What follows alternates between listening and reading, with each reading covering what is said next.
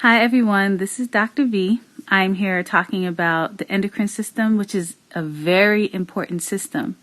And with me I have my husband, he's also known as Dr. V, that has a degree in physiology, and he'll be able to help further explain in detail how the endocrine system functions. Hello everyone.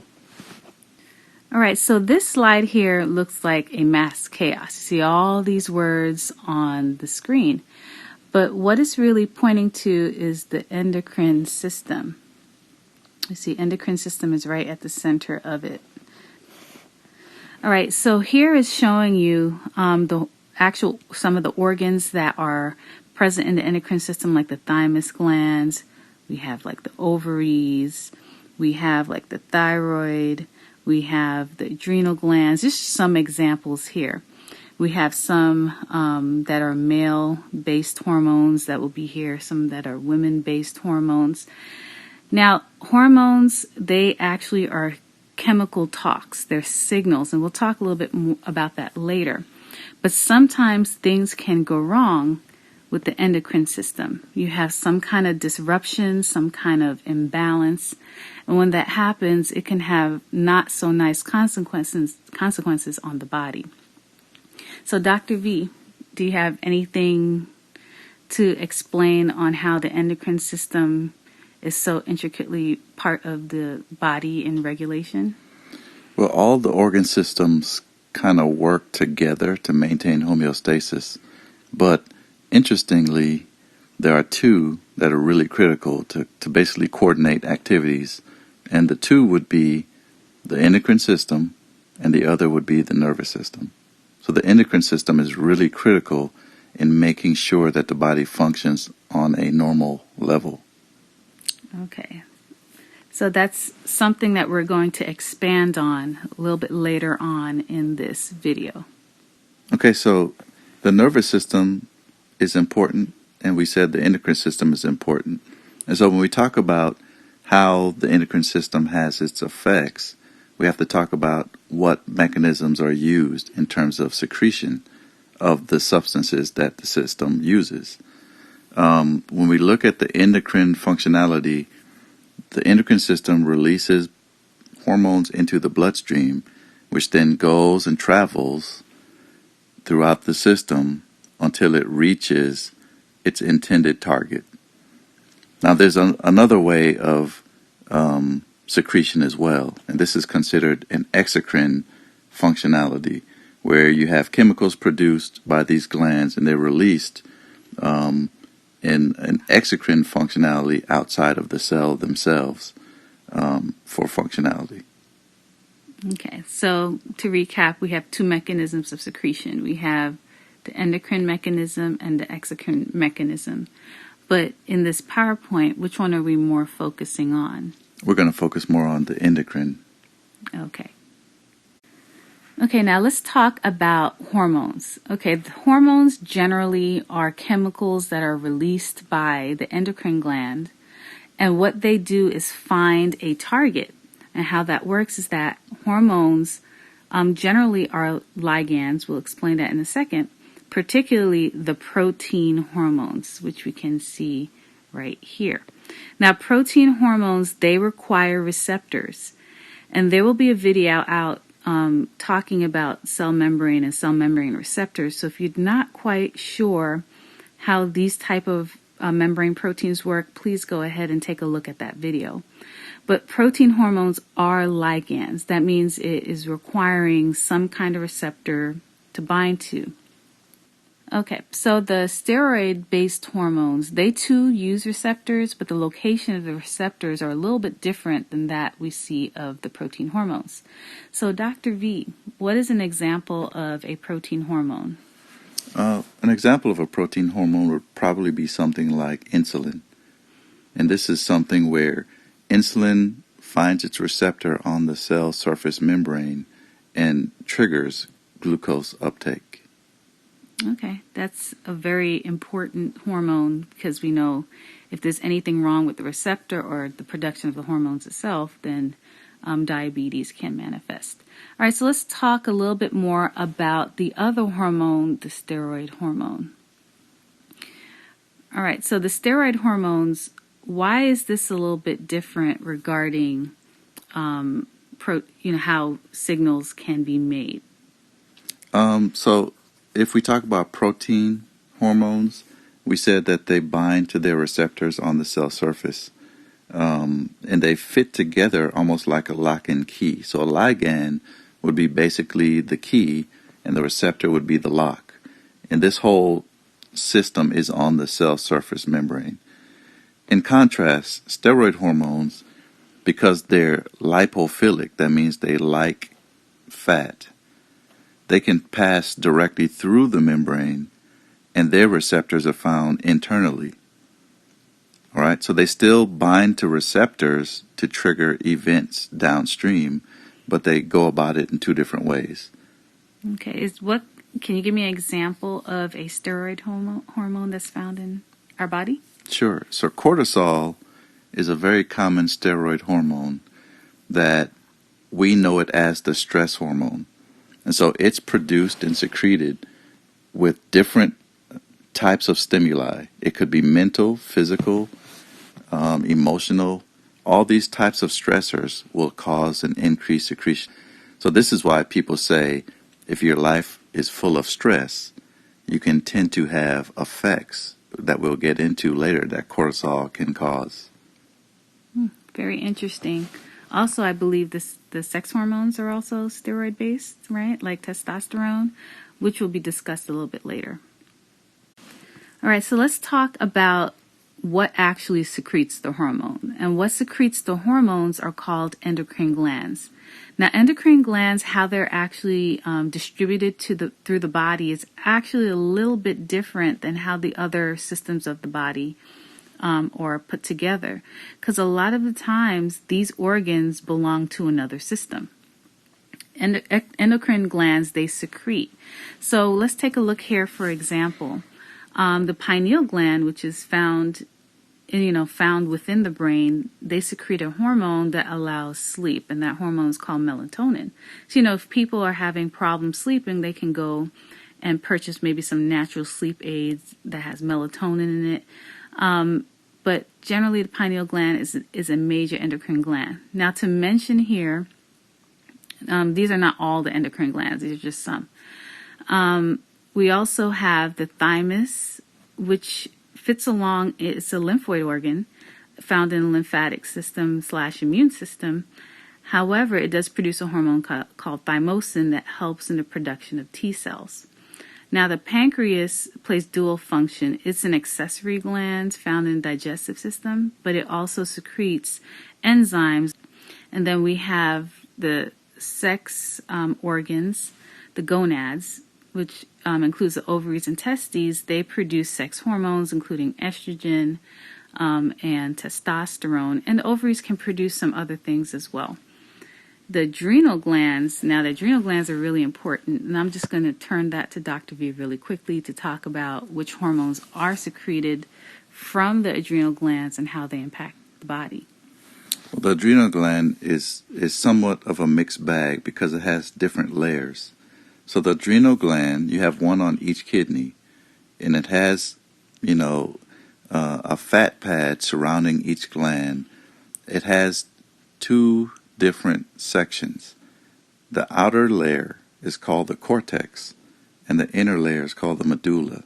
Now, the cortex is separated further into three different divisions, but let's just look at what's produced in each layer. So the cortex produces things like cortisol.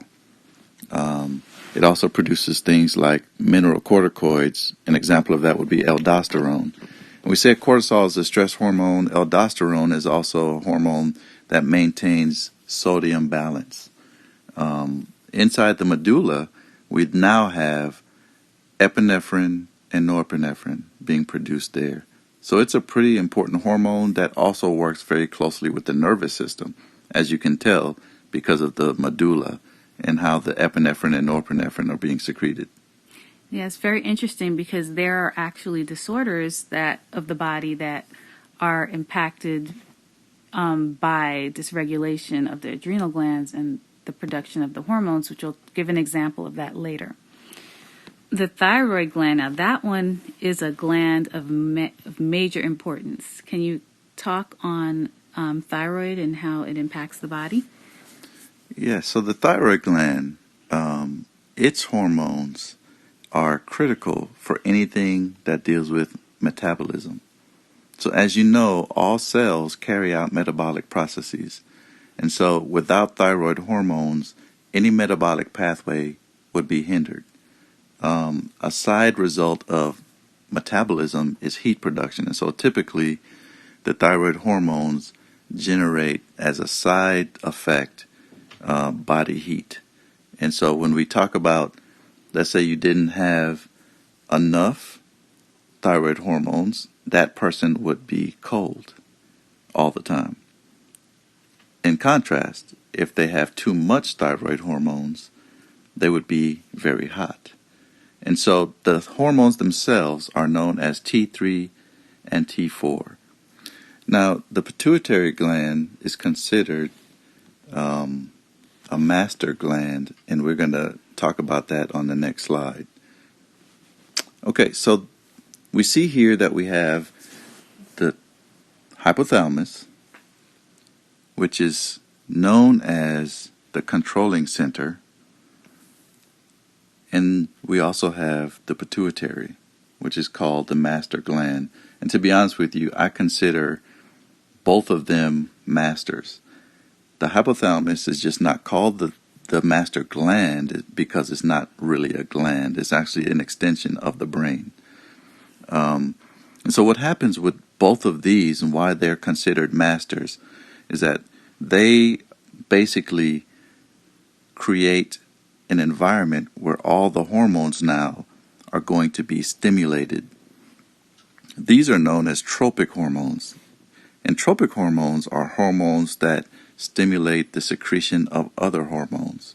An example of this would be TRH. TRH stands for thyroid releasing hormone. That's produced by the hypothalamus. It then triggers the pituitary gland to release TSH, which is thyroid stimulating hormone. And then TSH goes and triggers T3 and T4 to be secreted by the thyroid gland itself. So in this case, for this example, the hypothalamus released a tropic hormone, TRH, but TSH is also tropic because it stimulates T3 and T4. Okay, so it seems like these tropic hormones are the ones that kind of stimulate a domino effect, right? Right. So once we have the tropic hormone, it will act on another gland to secrete something else. So if you actually have disruption in such tropic hormones centers, you're going to have some major issues in the body, correct? That's correct. Okay. So let's talk a little bit about maybe one or two more of these hormones. Now, we do know that the pituitary is the master gland itself, but remember, we do have another master called the hypothalamus. But if you see on an exam or a quiz about master gland, think about the pituitary gland. Also, pituitary is divided into the anterior and posterior pituitary. All right, so some of the hormones that are secreted from the posterior pituitary includes like oxytocin, but that plays a role in contractions and also in orgasm, right? And then we have antidiuretic hormone, which also works along with other organs of the body, like the kidneys. So it's very important. Now, the anterior pituitary gland secretes a hormone called growth hormone, which, growth hormone does what it says. It aids in growth, but it also aids in like repair of the cell. And if someone's going through a growth spurt, a lot of growth hormone will be produced. Now, sometimes there are tumors in anterior pituitary, and what do you see in individuals that may have tumors in the anterior pituitary?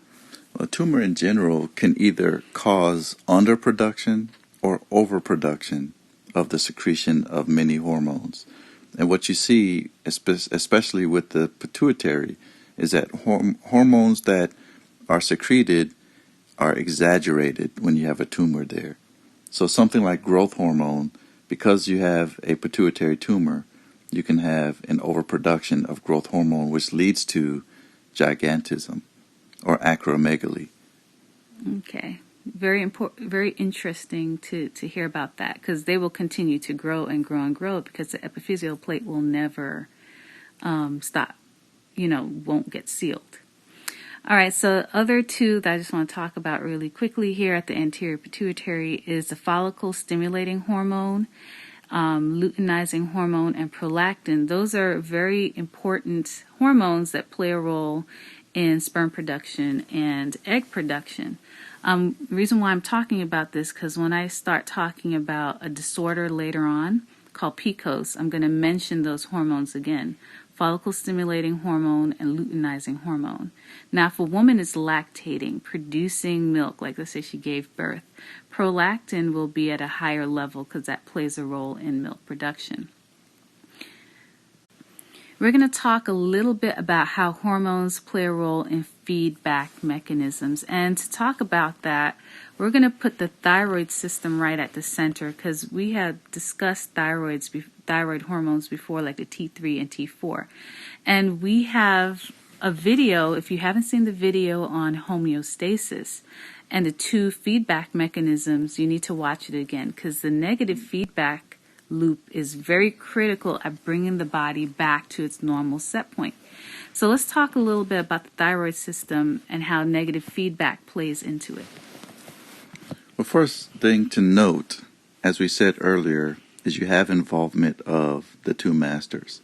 So the hypothalamus is at the top, and then you have the pituitary, specifically in this case, the anterior pituitary. So the hypothalamus secretes TRH, which is thyroid releasing hormone.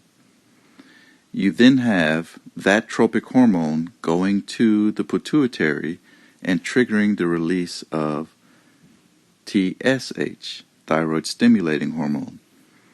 That is also a tropic hormone, which then goes and stimulates the thyroid gland itself to release T3 and T4. All right, so once again, as a reminder, if you don't remember what a tropic hormone is, a tropic hormone is a hormone that will then act on another gland or stimulate another gland to secrete hormones. So it's almost like a domino effect. All right, so let's continue on with the discussion. Okay, so when we talk about negative feedback, this is a concept that causes the body to come back to homeostasis. In the case of the thyroid gland, too little thyroid hormones, that being T3 and T4, basically leads to hypothyroidism. Too much leads to hyperthyroidism. And each of those disorders have their own sets of problems. We're going to discuss that soon. However, to clarify negative feedback, let's say the body had one of those conditions going on in terms of too little or too much thyroid hormones being produced. The way to recover from that would be to affect the tropic hormones. So through a negative feedback mechanism, you could either cause a decrease or increase in T3 and T4 if you stimulated TSH to either be underproduced or overproduced. In the case of wanting to decrease the thyroid hormones, you would want to also decrease TSH, because TSH would stimulate the release of T3 and T4. But there's also another level of control, and this is also negative feedback. If you decrease TRH from the hypothalamus, you then would decrease TSH from the anterior pituitary, and therefore you would still get the intended effect if you wanted to decrease thyroid hormones. Okay, so I have a question then. Because you actually work in a clinical setting and you see levels of thyroid hormones. Now, if you had done a test and you see that there are high levels of TSH but low levels of the thyroid hormones, what is that an indicator of to you? Okay, so if you had high levels of TSH, but you had very low levels of the thyroid hormones, T3 and T4, that's an indicator that that person has hypothyroidism. Okay, so through feedback loops, your body's trying to produce high levels of thyroid stimulating hormone to compensate for the low levels. Right? Exactly. And vice versa. So if you see that there are lower levels of thyroid stimulating hormone and then you see high levels of your thyroid hormones, what would that indicate? That would indicate that that person has hyperthyroidism because the body is trying to decrease the amount of TSH because it's a compensation mechanism for too much thyroid hormones. Interesting. So you see how the feedback loop works? So if something is low, you're going to have something trying to stimulate its production. And in this case, we use thyroid as an example. So let's take a look at a disruption or dysregulation in the thyroid production, and let's take a look at hypothyroidism. Okay, so here we have an example of when the thyroid does not function properly, and let's say those thyroid hormones are decreased. We have what's known as hypothyroidism, as mentioned before. And the thyroid plays a critical role not just in one region of the body, it impacts every single system of the body. So if you take a look at somebody that has hypothyroidism, we discussed how they are cold, okay? We see people gaining weight because metabolism is slowing down. Psychologically, they can have brain fog or poor memory. They can't concentrate a lot. Remember, all cells have to carry out metabolic processes, and if they don't have enough thyroid hormones, that metabolic rate slows down. So they can't do things like get energy, get rid of wastes. Anything metabolic in the cells is compromised when there's not enough thyroid hormones. Right. Exactly. So we also see the slowing of the heart rate. We also see the muscular system being impacted where we have delayed reflexes. We have cold extremities. Syndromes like carpal syndrome can be felt where you can have pain or loss of function in the hand. Reproductive system can also be impacted. Almost every system of the body is impacted. Lungs, skin, all of those.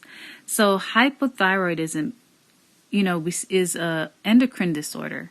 And even though it's only the thyroid gland that is being dysregulated initially, it impacts every single system of the body. Right. Another endocrine disorder is Pecos, polycystic ovarian syndrome, and 1 in every 10 women actually have this disorder. All right, so we see here, remember I spoke about luteinizing hormone and follicle stimulating hormone? Well, there are some dysregulations going on there, and what the follicle stimulating hormone does is actually help with the development of the follicles that will release the egg. And so we see here that there will never be a high enough level of follicle stimulating hormone to achieve that. And because of that, we have all these cysts that starts forming in the ovaries. Now, when the ovaries have all these cysts, then it starts secreting other hormones, high levels of hormones like androgens, which typically aren't secreted in high amounts in normal ovary. This is a normal ovary. What is an androgen? What are androgens? Androgens basically are reproductive hormones like testosterone, but also DHEA and androstenedione are also androgens. The important thing here, or the interesting thing, is that all steroid hormones need cholesterol as a precursor, and that is also true of the androgens. They're produced from cholesterol, and they are interconvertible. So testosterone can be converted to estrogen. Things like cortisol can be converted to pregnenolone or back and forth. You can get estrogen converted to testosterone. So it's very important that these hormones, the androgens, be regulated very tightly because they can be interconvertible back and forth. Okay, very, very interesting. All right, so one thing to note that insulin issues are also seen in people that have Pecos. And it's kind of also related to the cortisol that can also be disrupted in Pecos. So it's one of those hormones that is really not a nice thing because of those androgens that are produced, females will start showing some male characteristics like facial hair, and they tend to gain weight very easily, and it's almost impossible for them to lose weight because the thyroid is also impacted. So there's a lot of, just from one or two hormones, that thyroid, the follicle stimulating hormone and the luteinizing hormones, for those two to start triggering all of these events, it's not a good situation. But it's not life and death unless we have a situation that can arise, which is metabolic syndrome, which we see high levels of that in individuals that have Pecos. Okay, so the next type of disorder that can be triggered due to improper balance of hormones specifically relates to the adrenal gland. This is called Cushing's Syndrome. And Cushing's Syndrome occurs when you have too much cortisol. Now, if you look, cortisol has good functions. Like we said, it's the stress hormone. It makes sure that you have plenty of energy molecules from glucose when you're under any kind of stressful situation, whether you're having surgery, whether you're physically stressed, mentally stressed, emotionally stressed, all your cells will need energy. And so a byproduct of that is also the overproduction of sugars, being glucose. You would have situations where you have weight gain in the midsection. You'll develop what's called fat pads in between your shoulder blades, but your extremities would be very skinny. And so the reason why you would get weight gain in the midsection as opposed to the extremities is because all of the vital organs are found in the midsection or in the thorax. So protection of that area is critical, and that's one of cortisol's functions. But Cushing's syndrome basically leads to those abnormal appearances: increased weight gain in the midsection, skinny extremities, the buffalo hump between the shoulder blades, the moon face. You can have thinning of the skin with fragility, and then you can have headaches and psychological issues leading to depression, anxiety. They can be very irritable. And so all of this is just from one hormone, from the adrenal gland, being out of whack. It can affect other systems like the skeletal system and the reproductive systems. Especially in females, it can lead to irregular menstrual cycles. And males, erectile dysfunction is a huge problem as well. All right, so once again, just from disruption of hormone produced by the adrenal glands, we see that there's a cascading effect occurring that impacts a lot of different systems of the body. This is showing you how, the feedback loops are really critical. Okay, so it's now time for our quiz. So hopefully you remember the basics about hormones and the endocrine system. Let's take a look. Hormones secreted onto a surface is termed which type of hormone? Is that considered an endocrine or an exocrine type gland? Okay, so what would that be? Hopefully you said exocrine, because secreted onto a surface. So that means that hormones secreted into the bloodstream is considered what? It's called endocrine. So hopefully you got those two. Now, remember, there were two general types of hormones. We had the proteins and we had the steroids. So let's see this one. Protein hormones. A, directly enter into the cell to cause a response. B, requires a receptor to stimulate a response.